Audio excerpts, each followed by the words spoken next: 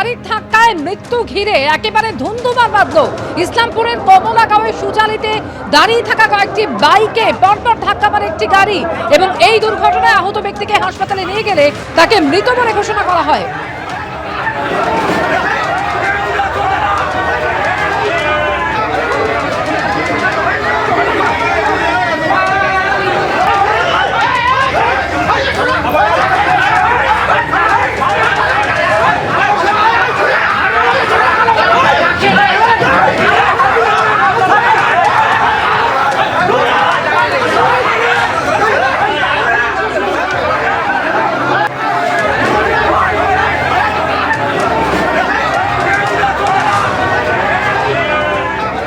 এই মুহূর্তে টেলিফোনে আমাদের সঙ্গে রয়েছেন সুদীপ চক্রবর্তী। সুদীপ, এলাকার মানুষ তারা বিক্ষোভ দেখাচ্ছিলেন এবং সেখানেই একেবারে ধুন্ধুমার বেঁধে যায় যে ছবি আমরা দেখতে পাচ্ছি, ঠিক কি অভিযোগ করছেন তারা?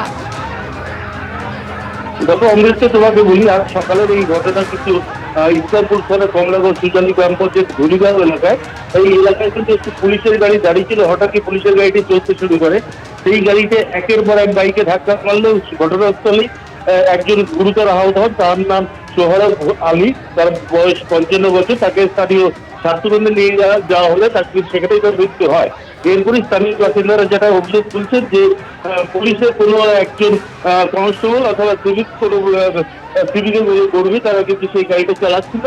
সেই গাড়িতে তার অভিজ্ঞতা না থাকার ফলেই কিন্তু সেই গাড়িটি একটি বাইকে ধাক্কা মারে ঘটনাস্থলে এই ব্যক্তির মৃত্যু হয়। এরপরেই কিন্তু তারা স্থানীয় যে স্বাস্থ্যকেন্দ্র রয়েছে ইসলামপুর ব্লক প্রাথমিক স্বাস্থ্যকেন্দ্র, সেখানে গিয়ে তারা কিন্তু ওখানে গিয়ে দেখতে পারেন বেশ কয়েকজন পুলিশ কর্মী এবং সিভিক কর্মীর গাড়ি রয়েছে। তাদেরকে দেখেই তারা ক্ষিপ্ত হয়ে ওঠেন, তাদের উপরে তারা চড়া হতে যায়। ঘটনাস্থলে আরো বিশাল সংখ্যক পুলিশ বাহিনী দিয়েছে, তাদেরকে শান্ত করে। তাদের অভিযোগ যে একজন আনস্কিলড একজন চালক কেন সেই গাড়ি চালাবে, সেই চালকের যাতে পুলিশ দেখানো হয়, তুলে তার যাতে শাস্তি হয়, সেই বিষয়টি তাদের দাবি তুলেছে। অমৃতা, ধন্যবাদ সুদীপ।